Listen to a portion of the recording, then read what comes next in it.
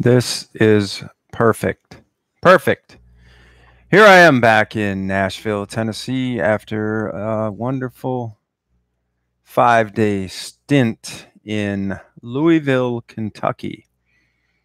Of course, I was there to do Ironman with a bunch of my friends. 25 C26 athletes to be exact, finished Ironman Louisville, and I couldn't have been happier and more proud of everybody in the group. And we had, maybe 25 or 30 people that come in town just to spectate, including Matt and Amanda Dickinson from northern Minnesota, a 14-hour drive. And Matt was unbelievable as my Sherpa. I had no idea really what the effect of having support SAG person in your life would be, but I mean, from the minute we got there, he was just on it, and Amanda saw to it that he stuck to it, and he did a great job. The morning of the swim, he was wearing my backpack with all my stuff in it. I was basically just digging around in there and getting whatever I needed all the way through the end of the race when he picked up my bike and bags and went down to get room service and bring it back up to the room. And then while I changed and got ready to go back down to the finish line and everything. Hey, Nikki, way to go. Amazing showing by all, and loved my finish line stroll. Thank you. It was a blast. I'll get to that in a moment. But I'm Mike with the co-host of the Crushing Iron podcast, and thanks to everybody that's been listening. It's really been going through the roof lately. I am relieved, to say the least, to have that race out of my way. It was an unbelievably difficult day, as they most are. But it's just I really trained hard for it, and you know how that goes. If you've done one, it kind of is omnipresent in your brain, and you keep thinking about the little things. Am I doing enough? Whatever. I went in with high expectations. I had trained pretty well for this one, probably better than I had for any in the past. And you go up there with little goals in mind. I think especially after you do a few, you kind of want to. I mean, I guess that's the point, is to keep getting better and at racing and life and what have you. But so now it's just been a little bit of a nice relief. And I got to tell you, I feel really good. I was limping around yesterday. It felt like I was okay. The morning after the race, we went to breakfast and sat there for about an hour and had a wonderful breakfast at the hotel. And I got up out of the stool, and it felt like somebody, like a little demon, was down on my Achilles, just hanging on to my ankle and stabbing me like for the next hour. It was an unbelievable pain. I walked fine over to breakfast, and on the way back, I mean, I had to stop and sit down and like hold poles, and it was just incredible. But today it's gone. I do little things like I had these just like, so those neoprene things for your ankles and knees and stuff like that. And I sort of wore those kind of like compression action. For me, it's less compression and more just keeping it nice and warm. And it does a really nice job of that. And I put those on right after I got to my hosting family's home. Joe and Sarah, they took good care of me again on the Thursday and the following Monday. It was awesome hanging with them, and Layla, their dog, and my dog Maddie was there, and it was just good stuff. I love hanging out with them, and I thank them if they're listening. I really appreciate it. So where do I start with this? I guess the Friday night dinner was amazing. We had about, I think it was 50 or 60 people at the dinner, the team dinner. Oh, and by the way, I'm going to say this because now that the race is over, and Robbie and I have been talking about it for a long time, I am officially getting into coaching now, and I will be coaching alongside and with Robbie as we go forward. I will be taking athletes by myself, and we will be continue to, be a double support team for everybody as we go through. And the other great thing is with the group that we have, the active athlete group that you'll be in, there's so much knowledge starting to accumulate and so many people finishing big races. And there's just a kind of a free-for-all, an open channel of communication and friendship and people to meet at the races. And it's awesome. And there was no better evidence of that than this weekend at Louisville. It was just jam-packed with people and cool, awesome, supportive people that are ready to do whatever it takes to make sure you have a good race and have a good time at the race.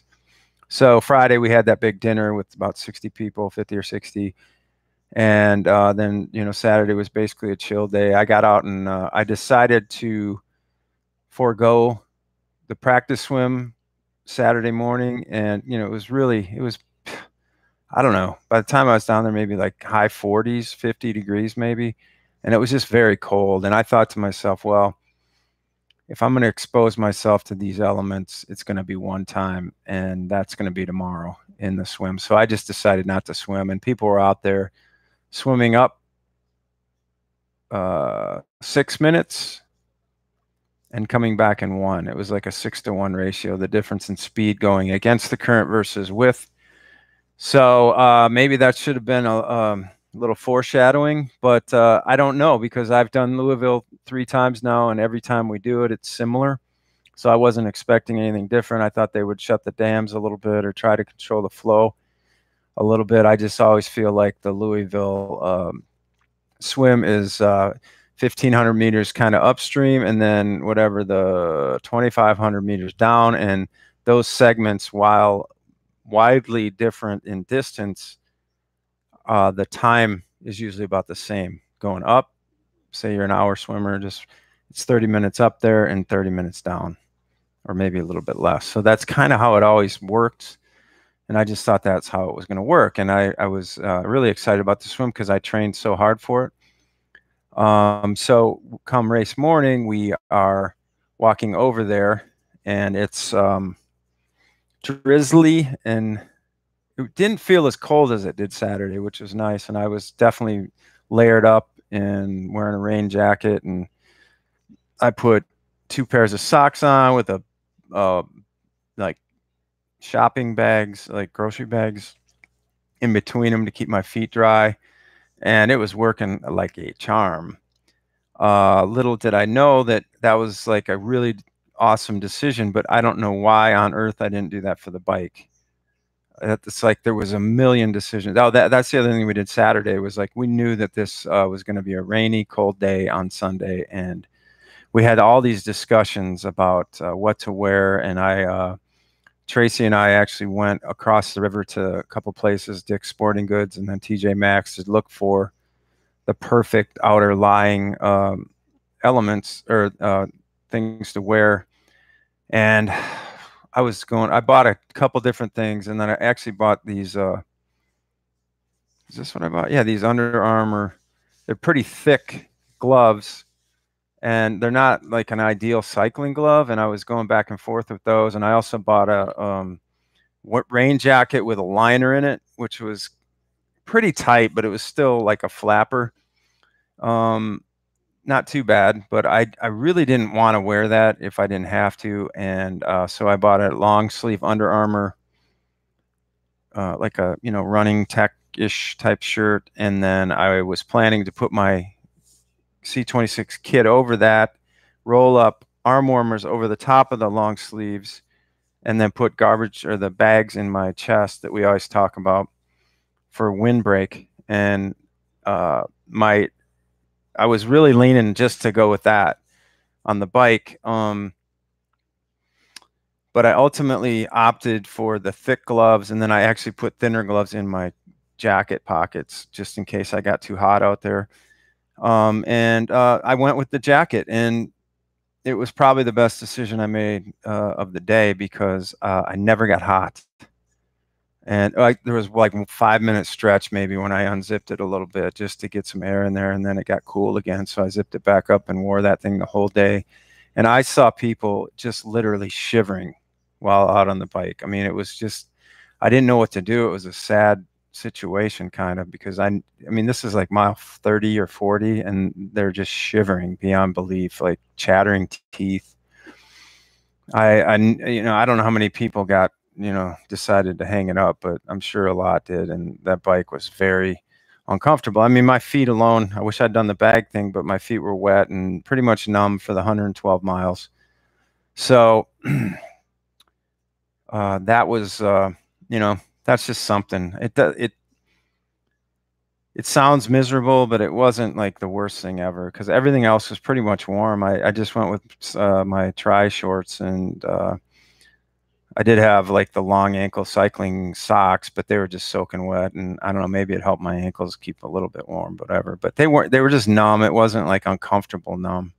And the whole time I was trying to move my toes around and kind of bring that feeling back. And I think they started thawing out like the last 2 miles of the bike, which was pretty interesting because when I got on the run, they did start thawing out, and it felt like I had rocks in my shoes because that was a weird, like, prickly feeling. But anyway, back to the bike, or let's go back to the swim real quick. We were, maybe I was like 20 minutes or less, and I wore my wetsuit bottoms over there because it was raining, and I just thought, well, hell, I'll just wear these and stay warm on the lower end.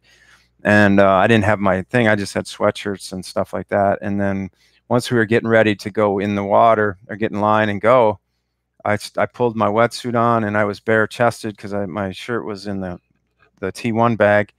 And I just was going to keep it dry as long as I could. So I planned on toweling off, but I had bare chest in that skin. And the minute I put that wetsuit on, about 5 minutes later, I was actually freezing because it was kind of that cool, rubbery feeling against your skin. And so then that was right about the time I learned that they decided to shorten the swim, and the start had been moved back for the pros 20 minutes or more. And so I immediately put this back on, the sweatshirt and raincoat and all that stuff, and warmed back up. So that was all good. But when they said the swim was shortened, I got kind of upset for a few minutes. And there's probably video of me with a F-bomb or two out there. Because frankly, I was just, at the moment I was really geared in, and I wanted to, swim, and I had been working so hard on it. And I just felt like I needed to air it out, and I did. And I was pretty steamed for about 5 minutes, and then I got rid of it, which was cool. And I ultimately, as it started, I was definitely cool with it. Yeah, thank you. I felt like I was pretty solid. I mean, that was a grinder of a day. Anyway, I kind of got my head back in order, and I was like, all right, let's just do 0.9 swim, and let's just do it. And so we got in line, and I went right to as far up front as I could go, right when they said that they were going to change it up and whatever. And it was a good thing, because even though I was like almost right to the beginning of the arch before it weaves down into the river area, we waited.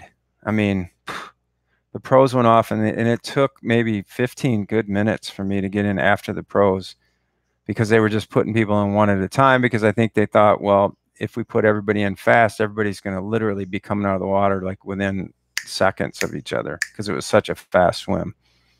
They said the pros had gotten out in 12 minutes. It's a mile in 12 minutes, less than 60 seconds per 100. So, the weird part was that there was, if you ever been to Louisville, normally we swim up around an island and come back. And this time they just had us jump off the pier and just like duck under the backside of the island. And but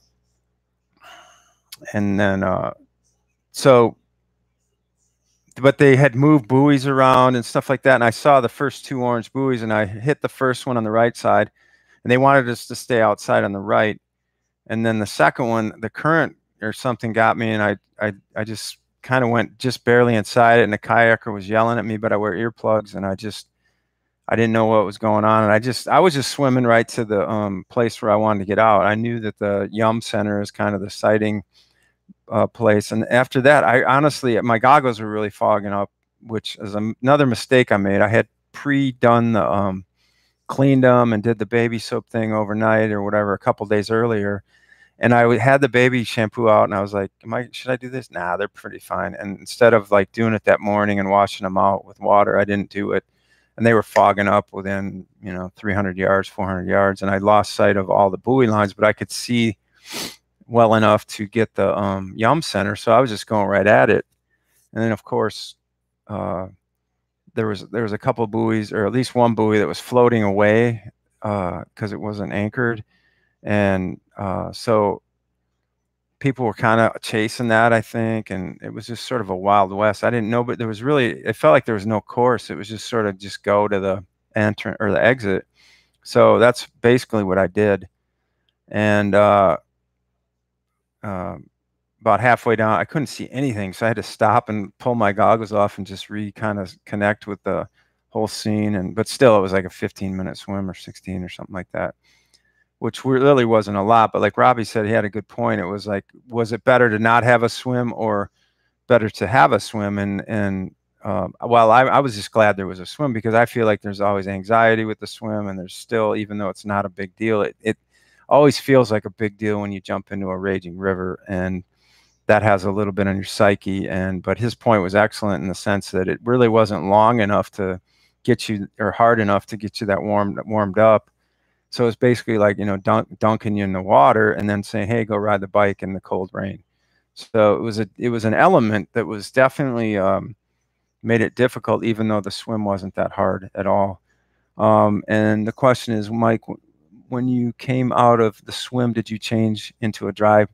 Yeah, I changed. I didn't change. I just had a towel. I wore my bottom kit under the wetsuit, and then when I got into transition, I had a towel in my bag, and I just toweled off my skin because I didn't have nothing on, and then I put on my stuff under that, so that was all dry in the bag. But back to that, I had gotten into T1. Now check this out. I run out of the water, and I'm running into where the bag area is, and to get my bike stuff, and I scream my number, and it was 611. It was right there in the front, and I just ran right to that area. And I looked down, and I saw 610 and 612 and 611, which my bag is. It was not there. So I get out of the water, and my bike stuff is gone. So I'm kind of looking around like, what am I doing? What do I do? I asked the volunteers, and everybody's looking around like, yeah, I don't know what the hell you're doing. And so I started looking around the area to see if it got misplaced or whatever. And then finally I just gave up, and I thought, well, I'll just go in there and start yelling to see if somebody's got the wrong bag or whatever. So I'm running into the tent. Right when I got inside, some other guy's running out screaming, this isn't my bag, this is my bag. And I look, and it was my bag. So I just ripped it out of his hands, and then he got his bag and came back in, and he apologized. And then I apologized for being kind of rude, which I was. And then the transition itself was like 10 minutes. Last year I was 6 minutes, so maybe a minute and a half, 2 minutes looking for my bag, and then a couple extra minutes putting on all that gear, because I had layered up with the long sleeves and the arm warmers over the top of the long sleeves, and the bags underneath, and then the jacket and the gloves and the toe. Well, I had toe covers on already, but you get the picture. Plus the chamois butter and the whole 9 yards. So it took a while to get out of there, but I actually, I was feeling really good, and I got on that bike, and it was definitely cold right from the get-go. And like I said, my feet were numb pretty much at the start. I mean, within a few miles, I felt like. And once again, I mean, I didn't underestimate the bike course, but that bike course is pretty tough, man. It's as far as Ironman bike courses go, I always say, it's not Wisconsin, but it's damn near close. And in some ways, it maybe feels harder sometimes. To me, it's felt just as hard. Wisconsin's a little more up and down, I think, but Louisville's kind of always a gradual, longer climbs and things like that. And Wisconsin's kind of steeper, faster, more turns, and that really, I think, really is better for me, because I tend to rolling a lot in the small ring a lot on that situation, and hold back, and on these gradual long climbs with false flats and all these weird sections that I don't really understand maybe. Um, uh, I'm in the big ring, and I think I get caught out of in the wrong gear a lot at Louisville, and it's happened to me.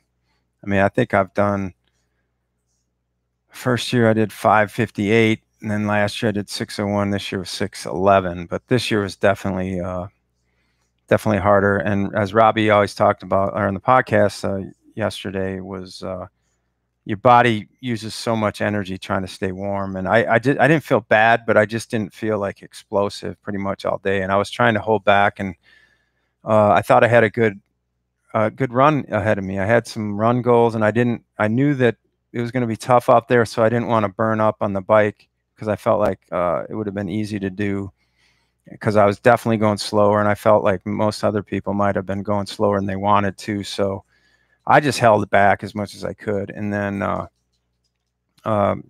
off on the run. So let's see what's happening here. The current was hard to swim, almost 90 degrees to get to that exit. Yeah, I mean, it was definitely true.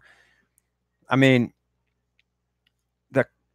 if you were taking that current lightly, it would throw you off course in a second. But, it's like, and I think that was the other thing I tried to do, is like, okay, they're going to shorten the swim. It's going to be real fast. It's going to be real easy. I tried to psych up for it, because you can get real lazy if you think something's going to be easy like that. And the next thing you know, you're way 100, 200 yards off course, because the current is like, you're not sighting enough, or whatever the case is. And so that was the one thing I tried to do, is like, okay, this is going to be an easy swim, but don't think of it as an easy swim, and just really take it seriously, because it's going to be fast, and you can get off course real quick when you're going that fast. John, you're asking me, is the bike harder than Chattanooga?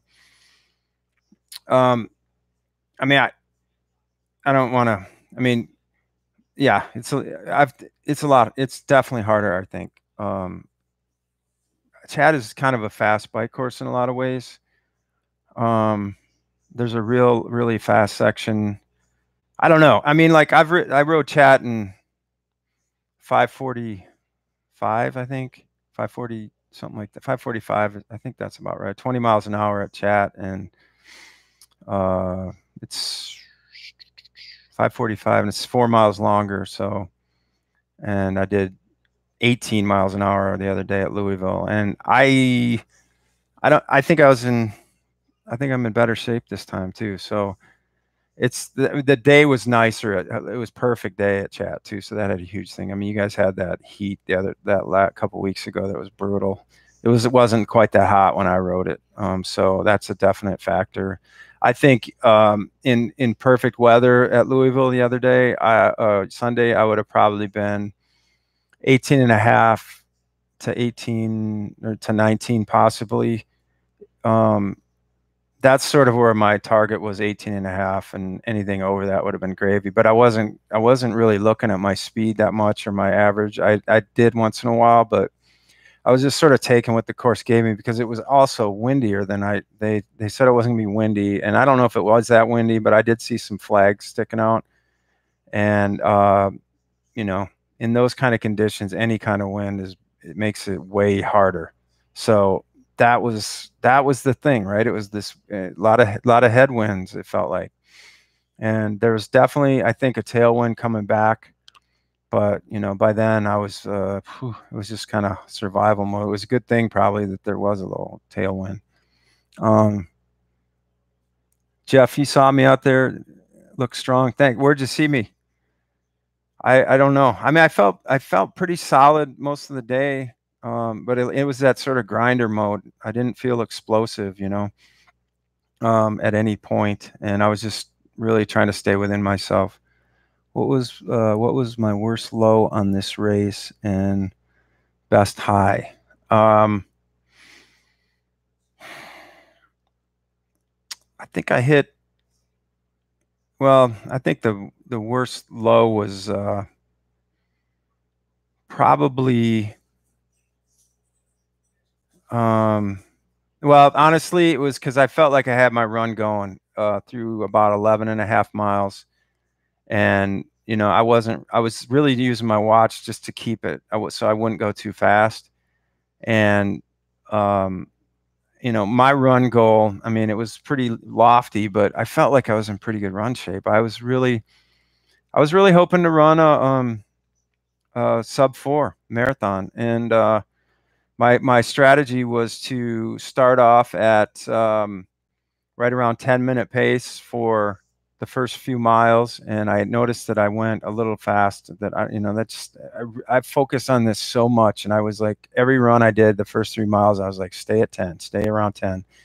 You know, I was going to wiggle room to 950, but anything below that was going to be a sign to slow down. And I had a 8:20 split or something in that first 3 miles. And I just don't know how that happened, because I was looking at my watch and it wasn't showing that at all. So, but anyway, the goal was to like start around there, and then by mile 7 or 8, have it down around overall pace to be around 9:35, 9:40. And then hopefully by the end of the first loop be at 9:20 or something like that. And then hopefully just be able to hold that till mile 18 or probably 20, and then just hopefully have something left. And I was going to see if I could just, you know, pull a rabbit out of my hat and get around 9-minute pace, or 9:05 or whatever it would have taken to be 4.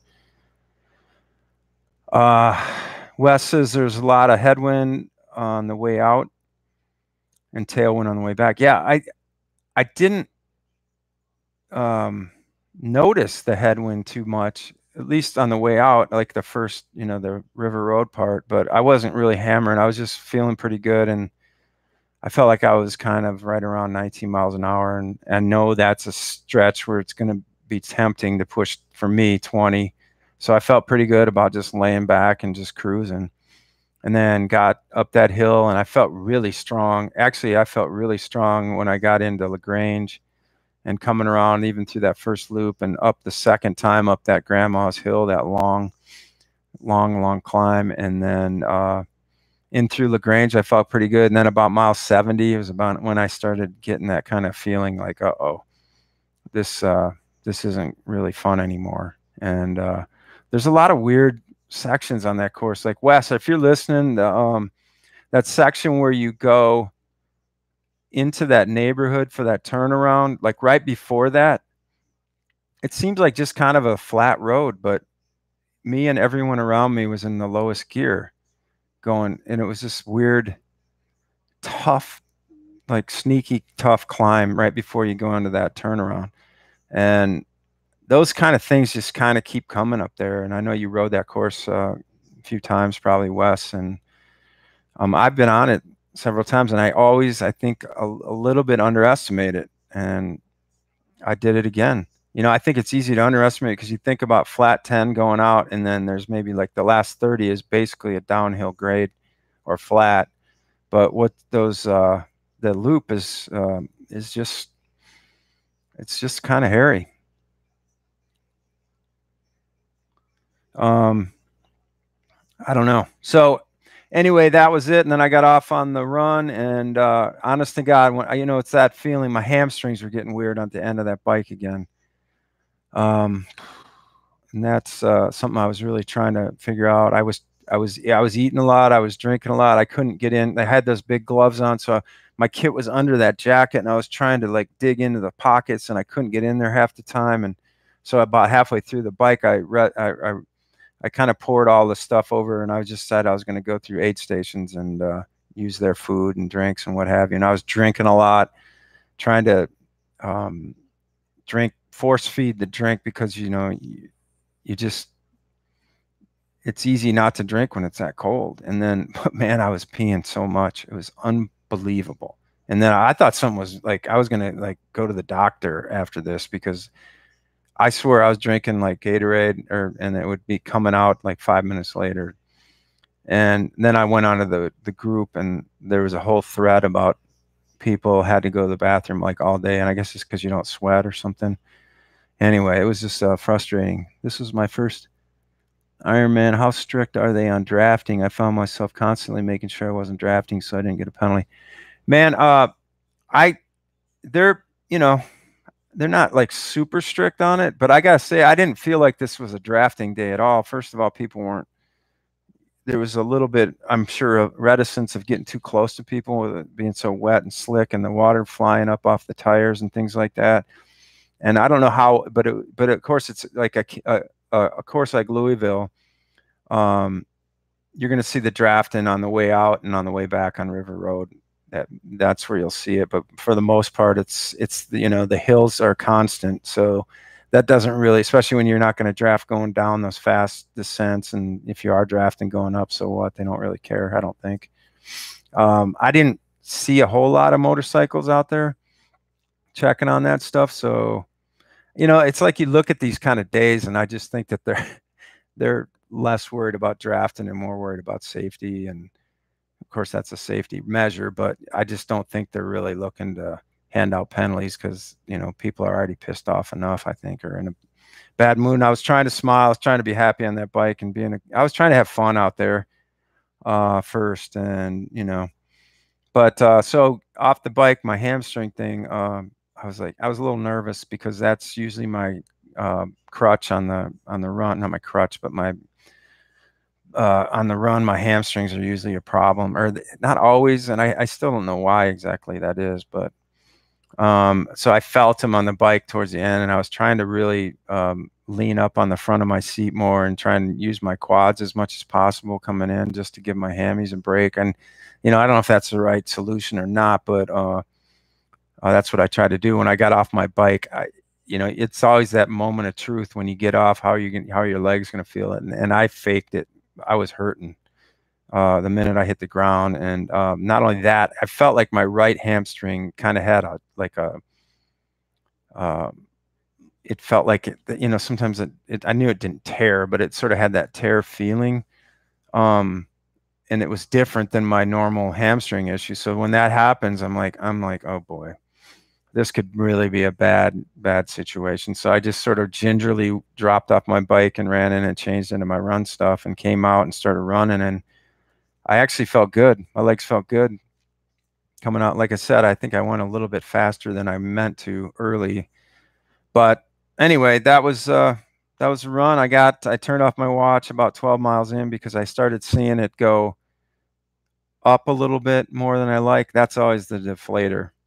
When I look down and feel like I'm going, man, I might be going too fast, and I look and it's at like a 10-minute pace, then I start getting a little bit depressed. So I just shut it off and tried to maintain the run, and then for the most part I did. I only walked a couple aid stations, maybe 3 on the back half. I don't think I walked any on the front half, and I don't think I walked any till about the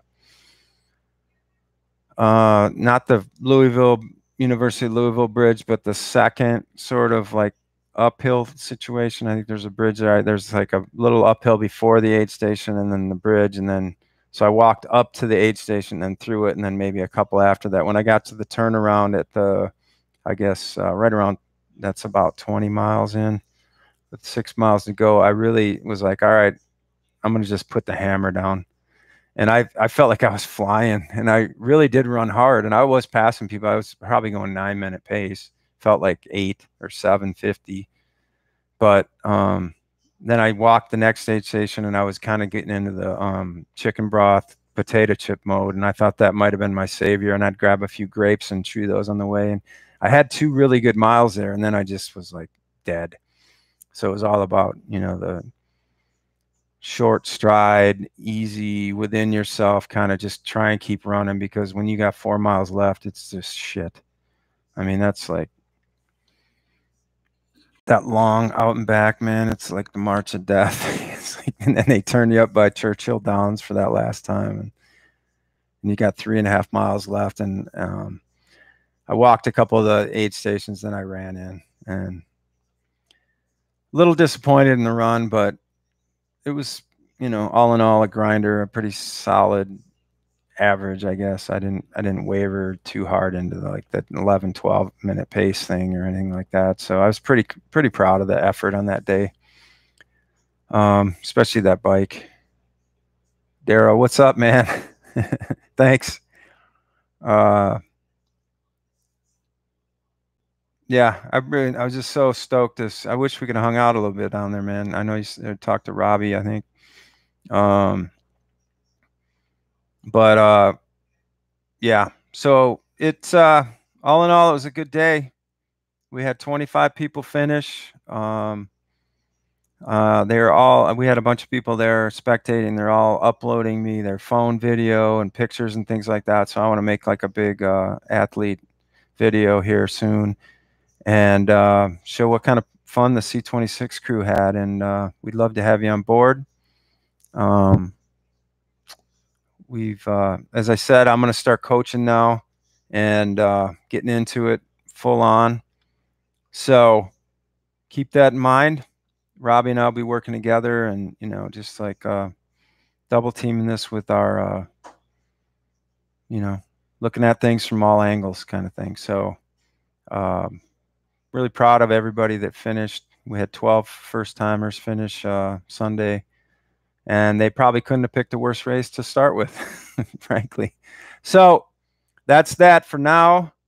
Frankly, I kind of enjoy doing these things, so I might just keep popping them once in a while. I'm kind of, like I said, I feel, I can't believe that I actually feel pretty good today. I actually went for a recovery swim, 1500, and that's always what I talk about doing, but I never really feel like doing it. And I did it because I felt awesome today. I mean, my hamstrings are a little tired, and I'm not really sore anymore. So it's a weird feeling. It's a weird feeling. I think I have Robbie to thank for a lot of that, honestly, with his training, the workouts he was selecting and everything put me in a good spot. I did finish 14th in my age group, which is my highest Ironman finish. So in the age group. And so that's a good sign. I mean, it wasn't the day I hoped for. It would have probably been about a traditional 12-hour, little less than 12-hour day for me if we had the full swim. So it was kind of typical, but the elements of the weather made it longer. And I noticed that I was maybe 6 minutes from the top 10 in my age group, which was,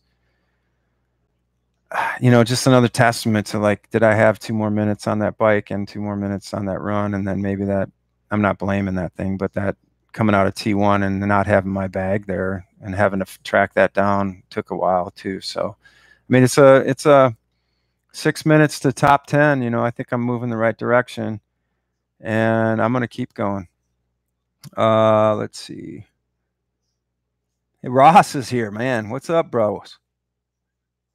This is the second year that the weather was tough. You think they will keep it at Louisville? Yeah, I don't see any reason they wouldn't keep it at Louisville. They're due for good weather. The couple years before that, the weather was fine, I think. And I did it, of course, in 2014 when it was 100 degrees, literally 100. It was not feels like was 105, 105, or 110 or something. And I was trying to debate which one was harder the other day. I certainly think, obviously, the swim was harder because we went the distance the other time. The bike Sunday was definitely harder. The cold was worse than the hot day of biking I did in Louisville. But I think ultimately that 100-degree day was tougher because the run was just impossible.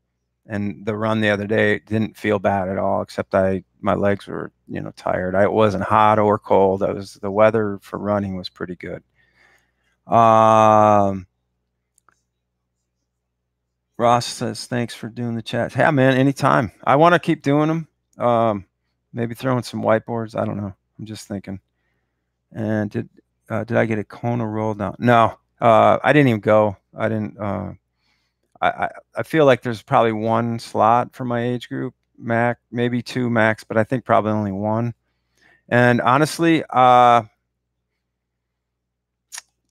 got sort of an issue with taking a roll down. I don't want to do that.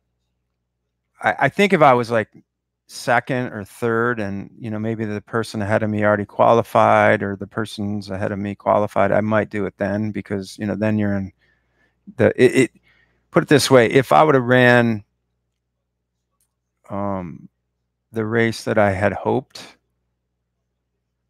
and, you know, got in the top 5 or something like that, yeah, then I think I would have went in and saw what happened in there. But I just, I don't think Kona would really roll down to 14 anyway. So, when I get in top 5, if that ever happens, then we can make that decision. But in the meantime, I'm not really down with kind of a backdoor entry into Kona. I just want to earn it, and that's just my opinion. And that's what kind of keeps driving me, even though I don't really talk about it a lot. But I just want to, I want to do well. I want to get there. What was the biggest lesson learned from Louisville? I think the biggest lesson is that you can go into these things with ideas in your head, but you really just have to do the best you can with the day and accept it. And that's what I'm doing. I really, again, it was my worst bike time out of 6 years that I've done Ironman. It was maybe my second worst run time, but I'm also very, I feel pretty good about the effort I put in. I don't think I gave in, and I just kept grinding. So that was it. Shoe covers, I had them and never used them. Yeah, that would have been that was the one thing I wish I would have paid more attention to. Was I sort of just threw away the fact that my feet were going to be cold, and I think I could have beat that a little bit, at least with some plastic bags or something. But I wasn't also sure how that was going to feel, like slipping around with your feet. Yeah, so that's probably the biggest lesson I learned. I kept going back to, like, I don't know if I had a long enough ride either, but I tried to do it one day. I drove out to Natchez Trace with the idea of riding 100 miles and putting out about 9,000 feet of elevation. I got all the way out there and I forgot my bike shoes, and it's like a 40-minute drive, and came back and rode on the trainer. And I don't think it was really, while it was very difficult, I really was hoping, I was into the mood of getting that big ride in. But I also think that, when you get in those kind of conditions, man, I was looking at some of the bike times of some, pretty fast bikers, and there was nobody really tearing that course up the other day. So I think I rode fairly well, pretty good. What's next year for my journey? They always want us to, Robbie wants us to wait a few days or wait a couple weeks actually. And so I don't really, I had like some ideas while I was swimming today because I felt good. And the only thing I know for sure I'm doing is Chat 70.3, and I'm probably about 80% on Ironman Wisconsin because that's our team race next year.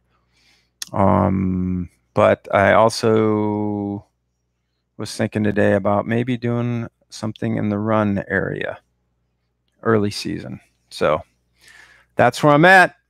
Right now, I'm a little bit late for dinner. I'm going to meet CC and have this similar discussion with him, my buddy from CC from the Crushing Iron War. So anyway, I appreciate everybody checking in with all the questions. Email me, crushingiron@gmail.com. Yeah, thanks, Jennifer. Yeah, it was great to meet you too. crushingiron@gmail.com. I'd love to hear your thoughts on Louisville if you raced it. And if you have a race summary or a report or whatever, just send me an email on crushingiron@gmail.com. I'd love to read it. Get everybody else's opinion. Thanks for watching these, and keep an eye out for them. All right, we'll see you guys later. Thanks.